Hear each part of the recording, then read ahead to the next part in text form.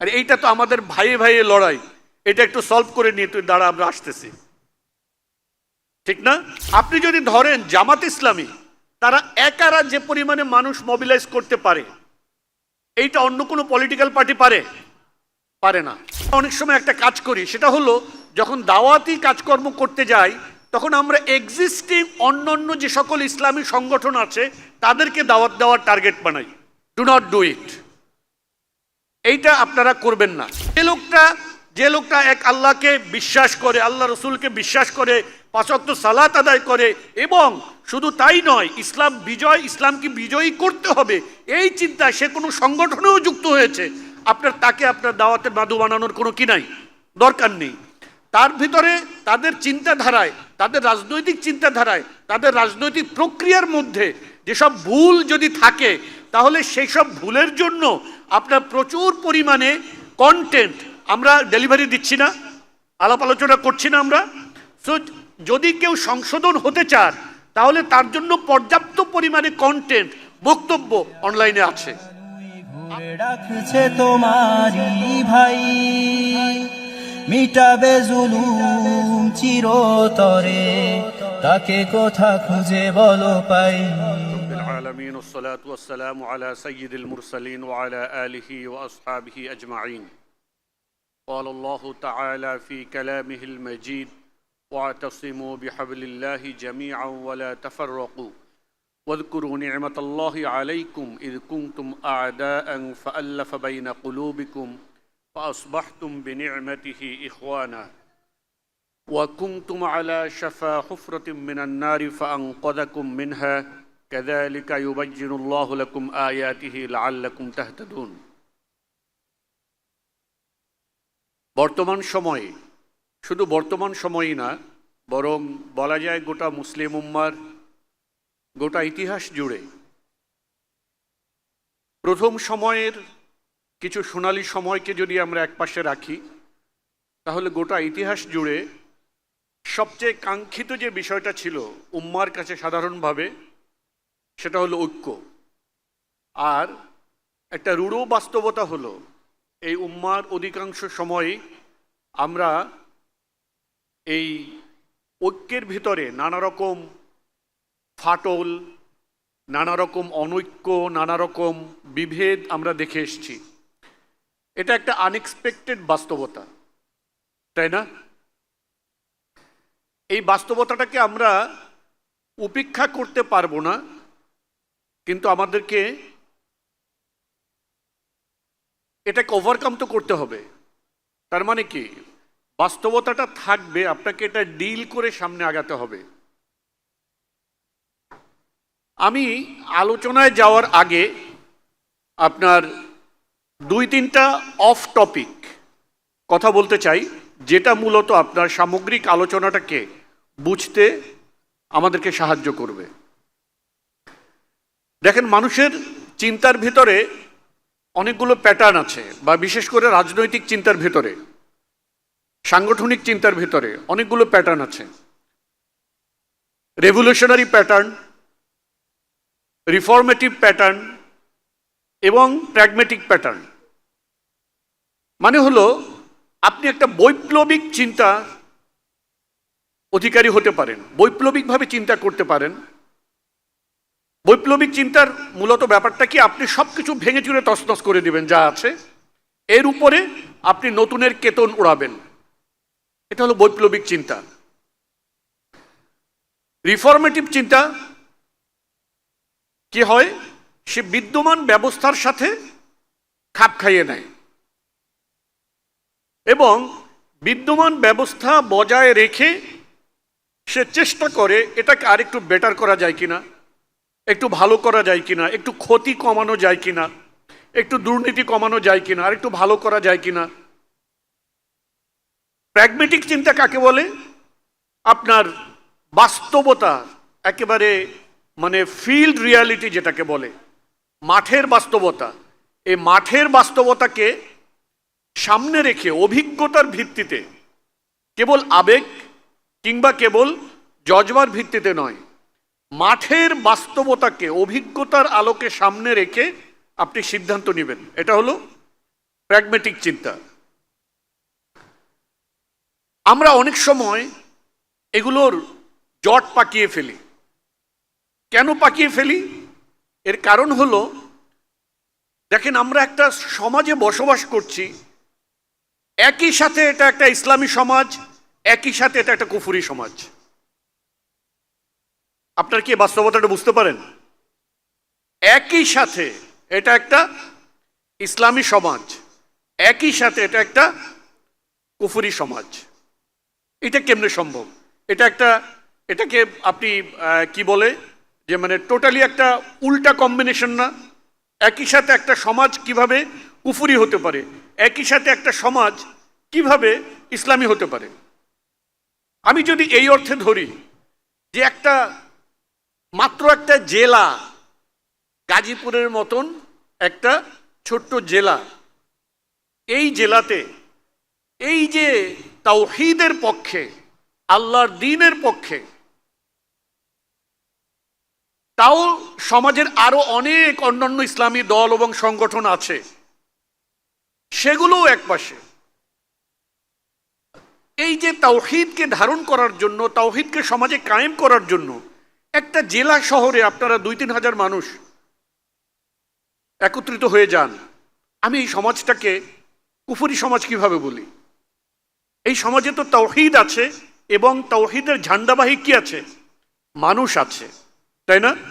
আপনি যদি এই সমাজের গভীরে যান, একেবারে আধুনিক সেকুলার আপনার শিক্ষিত হয়ে ইসলামকে পরিত্যাগ করার যে অংশটা, সেকুলার লিবারেল, এই অংশটা বাদে আমাদের সমাজে সাধারণ মানুষ যারা, সে হয়তো ঠিক মতন 5 ওয়াক্ত নামাজ সবসময় পড়ে না, হয়তো তার মাথায় যে কাপড় যে দেন সেটা হয়তো আপনার স্ট্যান্ডার্ডে পরিপূর্ণ হিজাব বা পরিপূর্ণ নিকাব হয় না, কিন্তু তিনি আলটিমেটলি ইসলামকে সাবস্ক্রাইব করেন।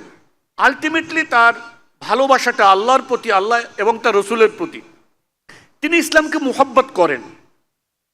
হ্যাঁ, তার সামনে যদি কেউ আল্লাহ এবং তার রসুলকে গালি দেয়, তাহলে তিনি কি করেন? অপছন্দ করেন এবং বিদ্রোহ করেন। আছেন এমন মানুষ? এটাই কিন্তু আমাদের এই সমাজের স্বাভাবিক বুনন, ঠিক কিনা? নাস্তিক, মুরতাদ, শাতিম, সেকুলার, লিবারেল, ডেমোক্রেটিক, এইটার সংখ্যা আপনি হাতে গুনতে পারবেন, ঠিক কিনা? তাহলে সামাজিক দিক থেকে আমরা বলতে পারি এটা একটা ইসলামী সমাজ। সামাজিক দিক থেকে এটা একটা ইসলামী সমাজ, ইসলামী দেশ, মুসলমান দেশ। কিন্তু একই সাথে রাষ্ট্রীয়ভাবে এটা একটা কুফরি সমাজ। কারণ রাষ্ট্রের যে অবকাঠামো, রাষ্ট্রের যে সংবিধান, সেই সংবিধানে আল্লাহ রব্বুল আলামিনকে চূড়ান্ত সর্বোচ্চ আইনদাতা হিসাবে স্বীকৃতি দেওয়া হয়নি। স্বীকৃতি না, আমি একটু উল্টা করে বলি, মেনে নেওয়া হয়নি। কারণ আল্লাহর কারো কি নাই? স্বীকৃতি দরকার নেই। রাষ্ট্রীয়ভাবে ইসলামী শরিয়াকে চূড়ান্ত আইন হিসেবে গ্রহণ করা হয়নি। এখানে মানুষ নিজেকে সার্বভৌম দাবি করেছে। সুতরাং একই সাথে আপনি যে সমাজে আছেন, এই সমাজটা একদিক থেকে কুফরি সমাজ, আর একদিক থেকে এটা মুসলমান সমাজ, মুসলমানদের সমাজ। সুতরাং আপনি যখন এই সমাজে কাজ করবেন, এই যে একটা আপনার জটিল অবস্থা, এটা আপনাদেরকে মাথায় রাখতে হবে। যদি আপনি মাথায় না রেখে আপনি সমাজটাকে কুরাইশদের সেই জাহেলি সমাজের মতন যদি ট্রিট করেন, তাহলে আপনি ভুল কনক্লুশনে আসবেন এবং মানুষকে ভুলভাবে ট্রিট করবেন। আবার একই সাথে যদি আপনি কেবল এই চিত্র দেখে খুশি হয়ে যান যে এটা তো একটা মুসলিম সমাজ, ইসলামী সমাজ, তাহলে আমাদের সমস্যা কি, তাহলেও আপনি ভুল করবেন। বুঝাতে পেরেছি ব্যাপারটা? তার মানে কি, আপনি একই সাথে আপনাকে রেভলিউশনারি চিন্তা করতে হচ্ছে এবং একই সাথে আপনাকে রিফর্মেটিভ চিন্তা করতে হচ্ছে। এটা একটু জটিল ব্যাপার এবং এই জায়গাটাতে আমরা সঠিকভাবে টাচ করতে না পারার কারণে অনেক সময় ভুল করে ফেলি। এটা আমাদেরকে বুঝতে হবে। কয়েকটা উদাহরণ দেই, সিম্পল।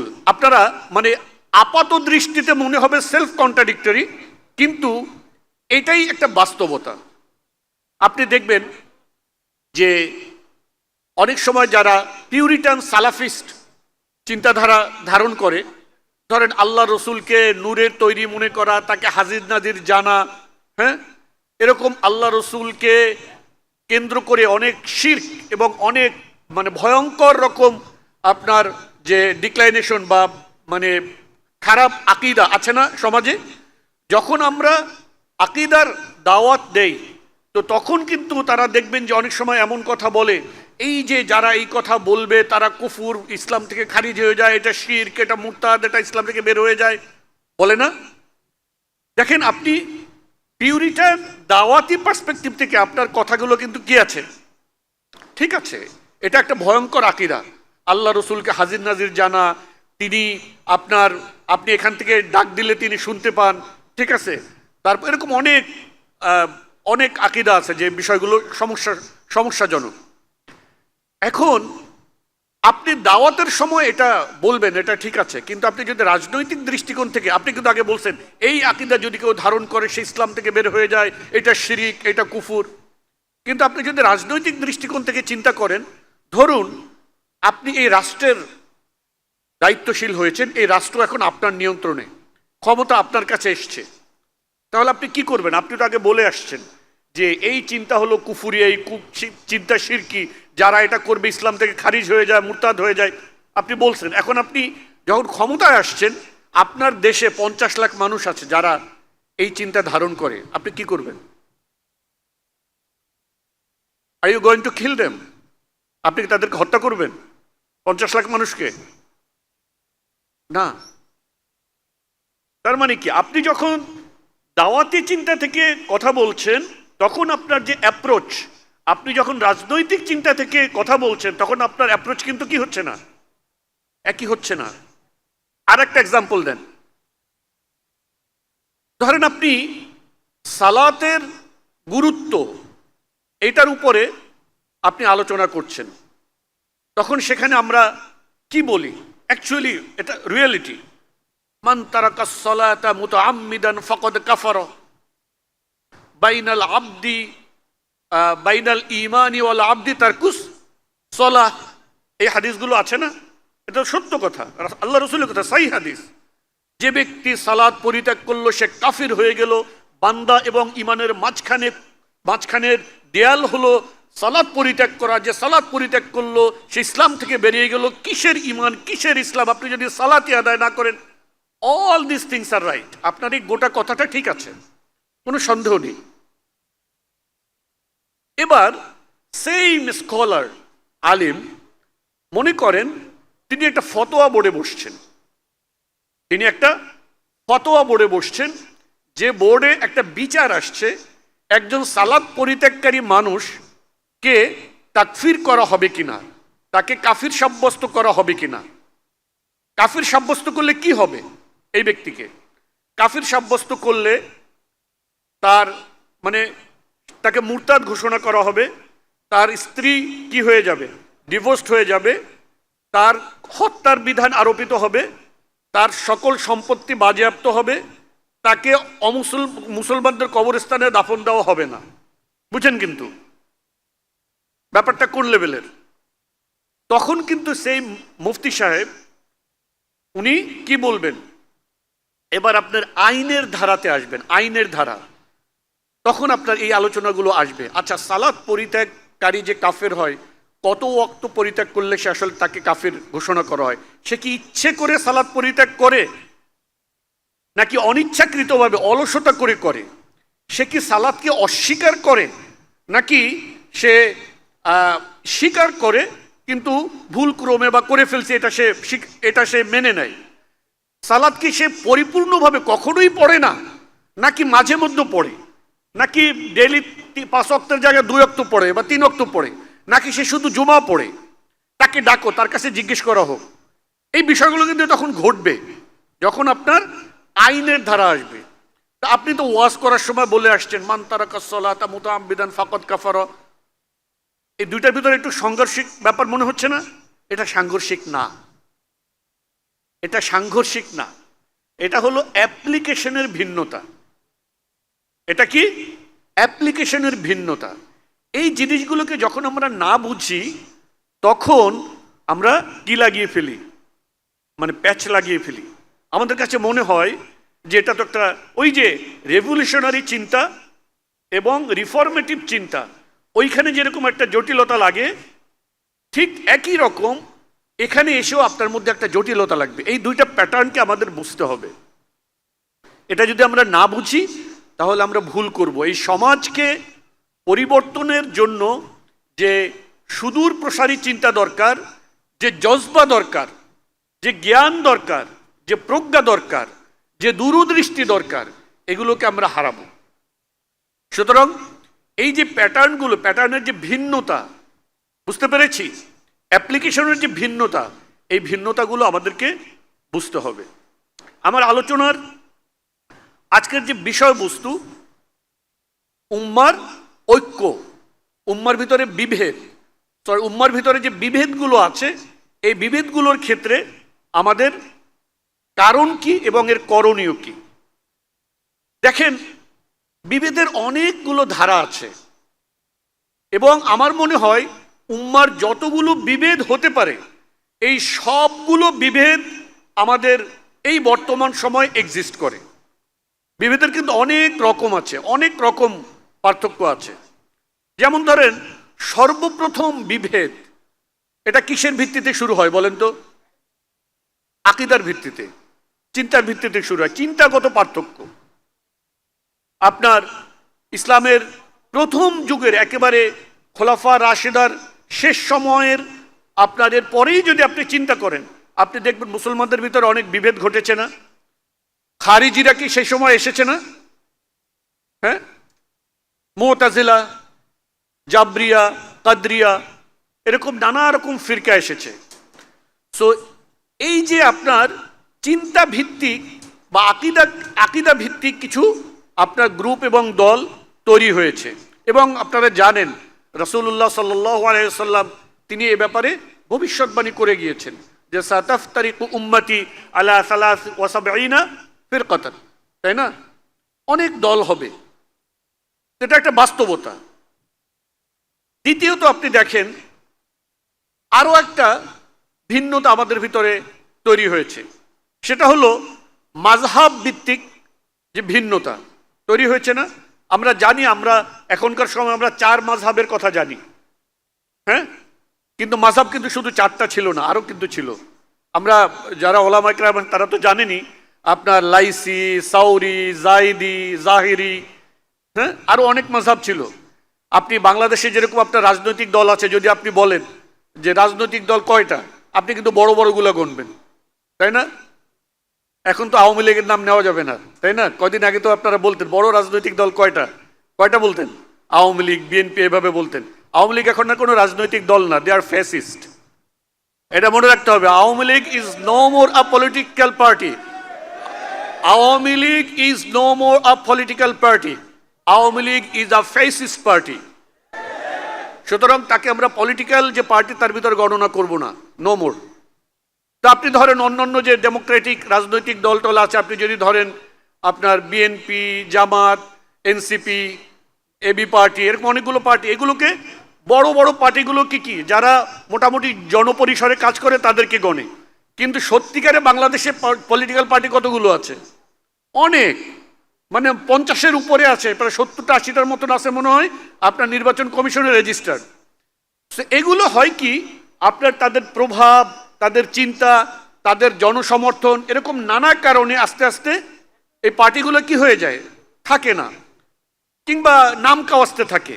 সো এরকম ইসলামের ইতিহাসে যে মাযহাব, এই মাযহাব বড় বড় যে মাযহাবগুলো এগুলো টিকে আছে, বাকি আরো অনেক যে মাযহাব আছে সেই মাযহাবগুলো কি হয়ে গেছে। মাযহাবগুলো আপনার ফিকহের যে কিতাব, এগুলোর মধ্যে আপনি এগুলোর নাম পাবেন বা তাদের কিছু মতামতও পাবেন, কিন্তু জনপরিসরে ব্যাপকভাবে এই মাযহাবগুলো নেই, কিংবা অনেকগুলো আছে যেগুলো নির্দিষ্ট অঞ্চলে অল্প অল্প করে আছে। যেমন আপনি ইয়েমেনে যদি যান তাহলে কিছু আপনার ওখানে সম্ভবত জাইদি মাযহাব পাবেন, ঠিক আছে? এদের আবার শিয়াদের সাথে একটা ক্লোজনেস আছে শিয়াদের সাথে। সো আপনার ফিক কেন্দ্রিক আপনি মতপার্থক্য পাবেন। এরপরে আপনি দেখেন আরেকটা মতবাদ, এইটা যে আমাদেরকে দ্বিখণ্ডিত করেছে, এটা আমরা অনেক সময় ভুলে যাই। কিরকম? এই যে দেশ, বাংলাদেশ, পাকিস্তান, হ্যাঁ, নেপাল, ভুটান, শ্রীলঙ্কা, এই যে মুসলমান দেশগুলো বিশেষ করে এগুলোকে যে ভাগ করা, এটা আরেকটা পার্থক্য। মানে এগুলো কিন্তু প্রত্যেকটা কিন্তু আমাদের ভিতরে পার্থক্য রচনা করতেছে। আপনি দেখবেন একজন মানুষ আকিদায় আহলুস সুন্নাহ, আকিদায় কি আহলুস সুন্নাহ, ফিকহে হানাফি, বুঝেন, কিন্তু এ বাংলাদেশি আর ও ইন্ডিয়ান, বলে ইন্ডিয়ান, এ তো বইঙ্গা, বাঙ্গু। চিন্তা করেন, সে মুসলমান, সে আহলুস সুন্নাহর অনুসারী, সে হানাফি মাযহাবের অনুসারী, এই সব কিছু ঠিক আছে, স্টিল এই যে আপনার জাতীয়তাবাদ ভিত্তিক যে রাষ্ট্র কাঠামো, এই রাষ্ট্র কাঠামো আমাদের মনের ভিতরে এক ধরনের কি তৈরি করেছে? দূরত্ব তৈরি করেছে। অথচ আল্লাহ রাব্বুল আলামিন বলেছেন, ইন্না আকরামাকুম ইনদাল্লাহি আতকাকুম, আল্লাহ তাআলার কাছে সম্মানিত হলো সেই যে আল্লাহকে অধিক ভয় করে। এগুলো বাদ দেন। এরপরে আপনি দেখেন আরো অনেক, আপনার ধরেন সালাফিরা কোনো রাজনৈতিক দল না, এটা চিন্তাগত ধারা। আর ধরেন ওইদিকে ধরেন তাবলিগ, এটা কিন্তু একই রকম প্যাটার্নের। মানে তারাও কেবল দাওয়াতি এবং আত্মশুদ্ধির মতন কথাবার্তা এবং কাজকর্ম করে, যাদের কোনো পলিটিক্যাল ভিশন নাই। বুঝতে পেরেছেন? সালাফিরা একই রকম, তারা তাদের আকীদাগত পরিশুদ্ধি, তারপরে ব্যক্তিগত পরিশুদ্ধি, এগুলো নিয়ে কথা বলে। তাবলীগওয়ালারাও একই রকম কথা বলে, কিন্তু উভয়ের চিন্তাভাবনা কিছুটা পার্থক্য আছে, কিন্তু দুটো একই জিনিস। একটাকে আপনি সহি তাবলীগ, আর একটাকে মানে প্রচলিত তাবলীগ, বা আপনি যে ভাষায় বলেন না কেন, দুটো একই জিনিস। কিন্তু দেখেন তাদের ভিতরে কি পার্থক্য আছে না? চিন্তাভাবনা অনেক রকম পার্থক্য তৈরি হয়ে যায়। এরপরে আপনি যেটা আসেন, রাজনৈতিক দ্বন্দ্ব, এইটা এখনকার সময় আমাদের সমাজে সবচেয়ে মারাত্মক এবং ভয়ানক কি তৈরি করছে? আপনার ফিরকা তৈরি করছে না? রাজনৈতিক যে মতপার্থক্য, এই মতপার্থক্যের ভিত্তিতে আজকাল আমাদের ভিতরের যে আপনার পার্থক্য, এটা বড় হয়ে উঠছে। আপনি আগের সবগুলো প্যারামিটার এক থাকার পরেও আপনি দেখা যায় এক দল, এই দল এইটা করে, আপনি ওই দল করেন না, কেবল এই কারণে আপনার প্রতি এক ধরনের বিরাগ, মানে এক ধরনের বিরাগ ভাজন হয়ে যায়, আপনাকে একরকম আদারিং করে, মানে আপনি তার নন, অন্যের, এরকম একটা মনোভাব আজকাল আমাদের ভিতরে ব্যাপকভাবে দেখা দেয়। আমাদের ইতিহাসে আপনি যদি দেখেন যে এই দ্বন্দ্বগুলো মোটামুটি সবসময় ছিল, কিন্তু যে কারণে আপনার এগুলোকে ওভারকাম করেও মুসলিমরা মানব ইতিহাসে শাসক হিসেবে এবং সাম্রাজ্য হিসেবে, খেলাফত ব্যবস্থা হিসেবে আপনার পৃথিবীতে প্রভাবশালী ছিল। এর কারণ হলো আপনার সেন্ট্রাল যে রাষ্ট্রীয় ব্যবস্থা, সেন্ট্রাল যে খেলাফত ব্যবস্থা। এই কারণে আপনার ভেতরে যত মতপার্থক্যই ছিল না কেন, কিন্তু কাফিরদের বিরুদ্ধে তারা কি ছিল? ঐক্যবদ্ধ ছিল। আমরা জানি আলী রাদিয়াল্লাহু তাআলা আনহু এবং মুয়াবিয়া রাদিয়াল্লাহু তাআলা আনহুর ভিতরে যখন লড়াই চলে, যুদ্ধ চলে প্রায়, সেই সময় পর্যন্ত যখন মুয়াবিয়া রাদিয়াল্লাহু তাআলা আনহুকে আপনার প্রপোজাল দিয়েছিল রোমান এম্পায়ার, যে তাকে আলী রাদিয়াল্লাহু তাআলা আনহুর বিরুদ্ধে কি করবে? সহযোগিতা করবে, টু এলিমিনেট হিম, তখন তিনি কি বলেছিলেন? আর এইটা তো আমাদের ভাইয়ে লড়াই, এটা একটু সলভ করে নিয়ে তুই দাঁড়া, আমরা আসতেছি, ঠিক না? সো এই যে প্রবলেমগুলো আমরা দেখলাম, এই প্রবলেমগুলো আমাদের মধ্যে আছে। এর কনসিকুয়েন্স কি আমরা জানি, আমি জানা কথাই বলছি, এগুলো সব আপনারা জানেন। এই কনসিকুয়েন্সটা আল্লাহ রাব্বুল আলামিন মাত্র দুইটা শব্দ বলে দিয়েছেন, ফাতাফশালু ওয়া তাযহাবা রিহুকুম, দুইটা শব্দ বলে দিয়েছেন। কি হবে? তোমরা দুর্বল হয়ে পড়বে এবং তোমাদের প্রভাব চলে যাবে। ওয়া তাযহাবা রিহুকুম, তোমরা দুর্বল হয়ে পড়বে, তোমাদের কি চলে যাবে? প্রভাব চলে যাবে। আজকের আপনি বাংলাদেশে চিন্তা করেন, বাংলাদেশে মাঠে মানুষ মোবিলাইজ করার ক্ষমতা সবচেয়ে কাদের বেশি বলেন তো? জানেন না? ইসলামপন্থীদের। আপনি যদি, আমি সেগমেন্ট ধরে ধরে বলি, আজকের হেফাজত যদি চায় তাহলে যে হেফাজত মাঠে যে মানুষ মোবিলাইজ করছে 13তে, এই ধরনের মানুষ মোবিলাইজেশন ক্যাপাসিটি অন্য কোনো পার্টির আছে? নাই। আপনি যদি ধরেন জামাত ইসলামী, তারা একারা যে পরিমাণে মানুষ মোবিলাইজ করতে পারে, এইটা অন্য কোনো পলিটিক্যাল পার্টি পারে? পারে না। আচ্ছা, আরো অন্য দল, আপনারা এরকম শুধু এই গাজীপুরে 2000 মানুষ জমা হয়েছেন, আপনারা যদি সারা দেশ থেকে মানুষ মোবিলাইজ করেন, আপনারা 2-4 লাখ মানুষ ঢাকা শহরে মোবিলাইজ করতে পারবেন না? পারবেন। বাস্তবতা কি দেখেন, এই দেশে সবচেয়ে বেশি মানুষ মোবিলাইজ করার ক্যাপাসিটি ইসলামপন্থীদের, আর এই দেশে সবচেয়ে বেশি দুর্বল কারা? ইসলামপন্থীরা। ওয়াতাযহাবা রিহুকুম, আপনারা আছেন, আপনারা এক্সিস্ট করেন, কিন্তু আপনার কি নাই? প্রভাব নাই, আপনার ক্ষমতা নাই। এটা আল্লাহ তাআলা বলে দিয়েছেন। কনসিকুয়েন্স, অর্থাৎ আমরা যে আগে আমাদের যে পার্থক্যগুলোর কথা বলেছি, এই নানা প্যারামিটারে আমরা যে বিভক্ত হয়েছি, এই বিভক্ত হওয়ার পরিণতি হলো এটা। এখন এখান থেকে উত্তরণের উপায় কি? প্রথম, আকীদাগত ব্যাপারে আপনি একটা জিনিস মনে রাখবেন, আপনি যে চিন্তা ধারণ করেন সেই চিন্তা আপনি দাওয়াত দিবেন, এটা কেউ আপনাকে আটকায় রাখতে পারবে না। আপনি ধরেন যত আকীদাগত যত খারাফাত, যত ভুল ত্রুটি উম্মার ভিতরে প্রচলিত হয়েছে না, এগুলো সম্পর্কে আপনি দাওয়াত দিবেন মানুষকে, কিন্তু এই দাওয়াত দেওয়ার ক্ষেত্রে আপনার চিন্তা হবে ইসলাহি চিন্তা, সংস্কারমূলক চিন্তা দিয়ে আপনাকে দাওয়াত দিতে হবে, রিজেকশনিস্ট চিন্তা না। মানে হলো যে আপনি যাকে দাওয়াত দিচ্ছেন, ধরেন একজন মানুষ একজন কোনো এক পীরের মুরিদ, সে আপনার ভয়ঙ্কর রকম বাজে চিন্তা রাখে, কিন্তু একই সাথে সে আল্লাহ আছেন, আল্লাহকে মানে, আল্লাহ রসুলকে মানে, এবং সালাত আদায় করে, সিয়াম করে, ইসলামের বেসিক হুকুম আকাম মেনে চলে, কিন্তু একই সাথে আপনি জানেন তার চিন্তার ভিতরে অনেক ভয়ঙ্কর খারাফাত আছে, রাইট? এখন আপনি সহি চিন্তাটা আপনি ধারণ করেন, আপনি তাকে দাওয়াত দিবেন, কিন্তু এই দাওয়াতটা দেওয়ার সময় আপনি যদি আগে তাকে মিল্লাত থেকে খারিজ করে দাওয়াত দেন, তাহলে আপনার অ্যাটিটিউড একরকম হবে, আর আপনি যদি তাকে মিল্লাতের অন্তর্ভুক্ত ধরে দাওয়াত দেন, তাহলে একরকম হবে। সুতরাং আপনি উম্মাকে আপনি বাদ দিয়ে দিবেন না, উম্মার সদস্যদেরকে উম্মার অংশ হিসেবে ধরে আপনাকে দাওয়াতি চিন্তা ভাবনা করতে হবে।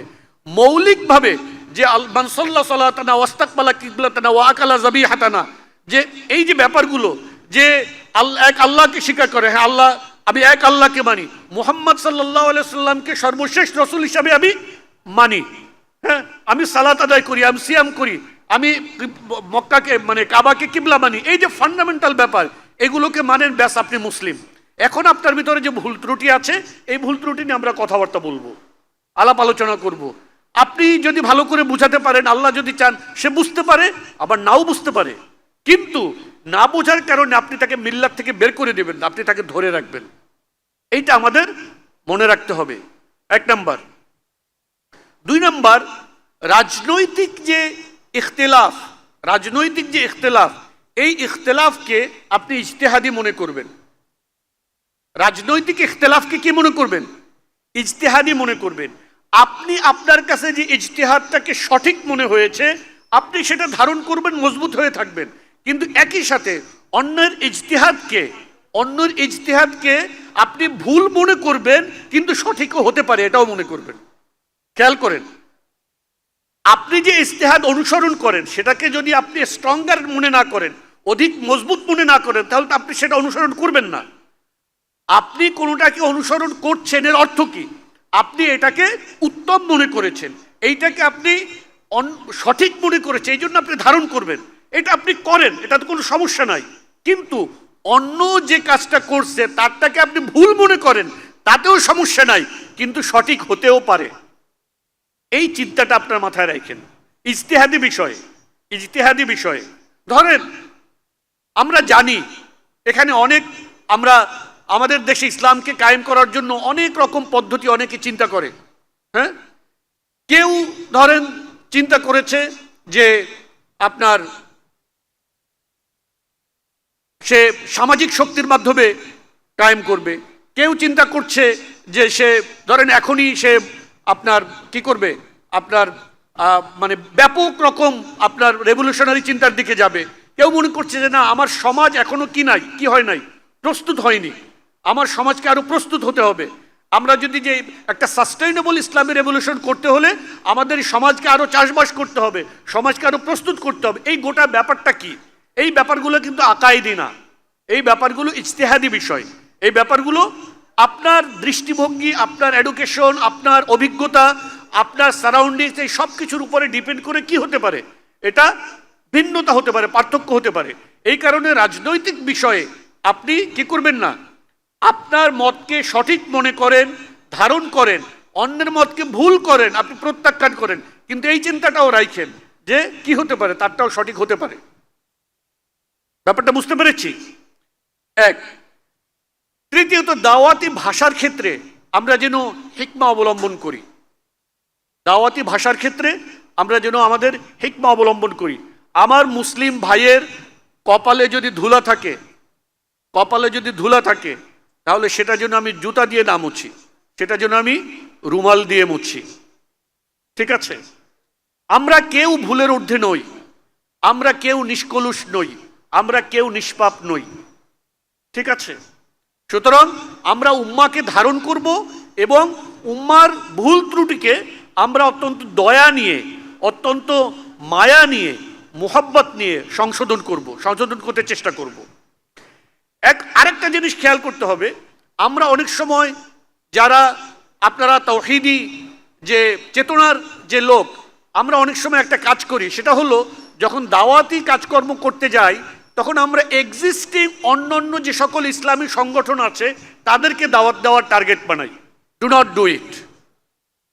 এইটা আপনারা করবেন না।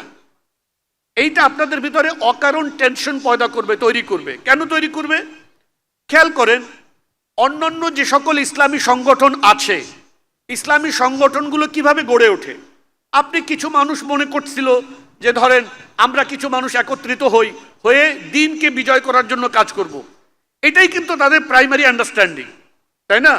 সকল সংগঠনেরই, ইসলামী সংগঠন যারা রাজনৈতিক কাজ করে এবং যারা চায় ইসলাম বিজয়ী হোক, তাদের প্রাইমারি আন্ডারস্ট্যান্ডিং ইসলামের বিজয় তারা চান, তাই না? এখন তিনি পথ চলতে গিয়ে হয়তো ভুল করছেন, কেউ হয়তো ডেমোক্রেসির দিকে গেছেন, কেউ হয়তো অন্য কোনো পদ্ধতি অবলম্বন করছেন। আপনি মনে করছেন যে আপনি দেখছেন যে পদ্ধতিগুলো ভুল, সঠিক নয়, ঠিক আছে, কিন্তু তার ফান্ডামেন্টাল চিন্তায় কিন্তু আপনি এবং তিনি একই চিন্তা করছেন। তিনিও ইসলামের বিজয় চান, তিনিও ইসলামী শরিয়া চান, আপনিও কি চান? ইসলামী শরিয়া চান, ইসলামী বিজয় চান। এখন এই সংগঠনগুলো যখন আপনার কাজ করে, তখন ব্যাপারটা হয় আপনি যখন গিয়ে তাদের কর্মীদেরকে দাওয়াত দিবেন, তখন তারা একটা থ্রেট ফিল করে যে আপনার কারণে তাদের দল ভেঙে যাবে। সো এই দলগুলোর ভিতরে একটা কি হয়, তখন টেনশন পয়দা হয়, একটা গ্যাঞ্জাম ফাসাদ তৈরি হয়। সো আপনারা এইটা মনে করবেন যে ইসলামে ঢোকার যে পথ বা সাংগঠনিক কাঠামোতে আসার যে পথ, আপনি একটা উইন্ডো দিয়ে ঢুকছেন, সে হয়তো আরেকটা উইন্ডো দিয়ে ঢুকছে, আরেকজন হয়তো আরেকটা উইন্ডো দিয়ে ঢুকছে। আপনি সবাইকে আপনার উইন্ডোতে আনতে পারবেন না। আপনার মাদউ বানানোর কোনো প্রয়োজন নেই। আপনি এই সমাজে হাজারো মানুষ আছে যারা ইসলামের দিকেই আসে নাই। এই সমাজে হাজারো মানুষ আছে যারা মদ নিয়ে পড়ে আছে, যারা গাঁজা নিয়ে পড়ে আছে, যারা মেয়ে মানুষ নিয়ে পড়ে আছে, যাদের দিনের প্রতি কোনো ভালোবাসাই নাই, কোনো মুহাব্বতই নাই, দিনের সাথে কোনো কানেকশনই নাই। আপনি তাদেরকে আপনার দাওয়াতের মাদউ বানান। যে লোকটা এক আল্লাহকে বিশ্বাস করে, আল্লাহ রসুলকে বিশ্বাস করে, 5 ওয়াক্ত সালাত আদায় করে, এবং শুধু তাই নয়, ইসলামকে বিজয়ী করতে হবে এই চিন্তায় সে কোনো সংগঠনেও যুক্ত হয়েছে, তাকে আপনার দাওয়াতের মাদউ বানানোর কোনো কি নাই, দরকার নেই। তার ভিতরে তাদের চিন্তাধারায়, তাদের রাজনৈতিক চিন্তাধারায়, তাদের রাজনৈতিক প্রক্রিয়ার মধ্যে যেসব ভুল যদি থাকে, তাহলে সেই সব ভুলের জন্য আপনার প্রচুর পরিমাণে কন্টেন্ট আমরা ডেলিভারি দিচ্ছি না, আলাপ আলোচনা করছি না আমরা। সো যদি কেউ সংশোধন হতে চান, তাহলে তার জন্য পর্যাপ্ত পরিমাণে কন্টেন্ট, বক্তব্য অনলাইনে আছে। আপনারা স্থানীয়ভাবে তাদেরকে দাওয়াত দিতে গিয়ে গ্যাঞ্জাম ফাসাদ করবেন না। বুঝাতে পেরেছি আমি? সেটা আমরা বিদ্যমান ইসলামী সংগঠন সমূহের কর্মীদেরকে দাওয়াত দিয়ে আপনার দলে ভিড়ানোর জন্য অতিরিক্ত চেষ্টা করতে যাবেন না। তাদেরকে তাদের মতন কাজ করতে দেন, আপনি আপনার মতন কাজ করেন। আল্লাহ রব্বুল আলামিন কোন পথের মধ্যে বিজয় লিখে রেখেছেন ইনশাআল্লাহ সেটা ভবিষ্যতে দেখা যাবে। বুঝতে পেরেছি? এটা আমরা খেয়াল রাখব। আত্মসমালোচনা এটা খুব জরুরি। আত্মসমালোচনা করা, ক্ষমা করা, মুসলিম ভাইয়ের ভুল ত্রুটিকে ক্ষমা সুন্দর দৃষ্টিতে দেখা, এটা খুব জরুরি, খুব জরুরি। আমরা অনেক সময় নিজেদেরকে অনেক বেশি মুত্তাকি ভেবে ফেলি, নিজেদেরকে অনেক বেশি পিউরিটান ভেবে ফেলি, অনেক বেশি বিশুদ্ধ ভেবে ফেলি। এটা না করি। আল্লাহ তাআলা বলছেন ফালা তুসাক্কু আনফুসাকুম হুয়া আ'লামু বিমানিত্তাকা। আল্লাহ বলছেন ফালা তুসাক্কু আনফুসাকুম, তোমরা নিজেদেরকে অধিক পবিত্র দাবি করো না। হুয়া আ'লামু বিমানিত্তাকা, তিনি জানেন যে কে আসলে সত্যিকারের তাকওয়া অবলম্বন করে। সুতরাং ইজতিহাদি কোনো কারণে কোনো একটা ভুল সিদ্ধান্ত একজন মানুষকে জাহান্নামে নিয়ে যাবে না ইনশাআল্লাহ। সুতরাং আমরা যেন আমাদেরকে এমন মনে না করি চারিদিকে তাকায় নিজেই হলাম একমাত্র কি বলে হকের ঝান্ডাবাই, আর সব বাতিল, কারো কোনো এক্সিস্টেন্স নাই, কারো কোনো মূল্য নাই, কারো কোনো দাম নাই, আমরাই একমাত্র জান্নাতি কাফেলা, বাকি সব জাহান্নামের দিকে চলছে। এই চিন্তাটা আমরা না করি। যে সকল ইসলামী সংগঠন কাজ করছে আমরা তাদের প্রতি একটা ভ্রাতৃত্ব সুলভ, বন্ধু সুলভ, মুসলিম সুলভ, মুসলিম ব্রাদারহুডের যে দাবি, মুসলিম ভ্রাতৃত্ববোধের যে দাবি, আমরা সকল সংগঠনের সাথে এই ভ্রাতৃত্ববোধ আমরা বজায় রাখবো। এর মানে এই না আপনাকে তাদের মানহাজ অনুসরণ করতে হবে, এটা জরুরি না। আপনি আপনার মানহাজ অনুসরণ করবেন, আপনি আপনার পথে চলবেন, কিন্তু আপনি আপনার মুসলিম ভাইদের প্রতি বন্ধুত্বের ডানা বিছিয়ে রাখবেন, আপনার ভালোবাসার ডানা বিছিয়ে রাখবেন, আপনি রহমত ও দয়ার অনুগ্রহের ডানা বিছিয়ে রাখবেন, ভালো সম্পর্ক রাখবেন। এটা আমাদের জন্য খুব জরুরি। সবশেষে কথা হলো আমরা যেন পরস্পরের জন্য দোয়া করি এবং উম্মতের জন্য যেন দোয়া করি। আমরা একটা জটিল অবস্থার ভিতরে আছি। আমি প্রথমে বলেছিলাম আমরা একটা জটিল অবস্থার ভিতরে আছি। এইটা গোটা দুনিয়া আপনার কুফুরের ভিতরে নিমজ্জিত। আল্লাহ তাআলা একজনকে নবী হিসাবে পাঠিয়েছেন, গোটা মানুষকে এবার তাওহীদের দিকে আনো, কেউ নেই, এরকম প্লেন একটা অবস্থা না যেখানে আপনি একেবারে ব্ল্যাক অ্যান্ড হোয়াইট কেটে দিবেন, এক পাশে শুধু সাদা আর এক পাশে শুধু কালো, এরকম নয়। এখানে একটা বড় একটা গ্রে এরিয়া তৈরি হয়েছে। সুতরাং আমাদেরকে এই জায়গাতে কাজ করতে গেলে অত্যন্ত ধৈর্য, স্থৈর্য, আপনার সহনশীলতা, সহমর্মিতা, ভালোবাসা, অভিজ্ঞতা, এই সব কিছুর সমন্বয়ে এই উম্মাকে কি করতে হবে? ধারণ করতে হবে। আমরা যেন উম্মাকে পরিশুদ্ধ করতে গিয়ে উম্মাকে পরিত্যাগ না করি। খেয়াল রাখি, আমরা যেন উম্মাকে পরিশুদ্ধ করতে গিয়ে উম্মাকে পরিত্যাগ না করি। আল্লাহ রাব্বুল আলামিন আমাদের সকলকে এই কথাগুলো বোঝার, উপলব্ধি করার তৌফিক দান করুন এবং প্রথমে আমাকে আল্লাহ তাআলা আমল করার তৌফিক দান করুন এবং আমাদের সকলকে আমল করার তৌফিক দান করুন। আমিন ওয়া আখিরু দাওয়ানা আনিল হামদুলিল্লাহি রাব্বিল আলামিন। আসসালামু আলাইকুম ওয়া রাহমাতুল্লাহি ওয়া বারাকাতুহু। রাখছে তোমারি ভাই, মিটাবে জুলুম চিরতরে, তাকে কোথা খুঁজে বলো পাই।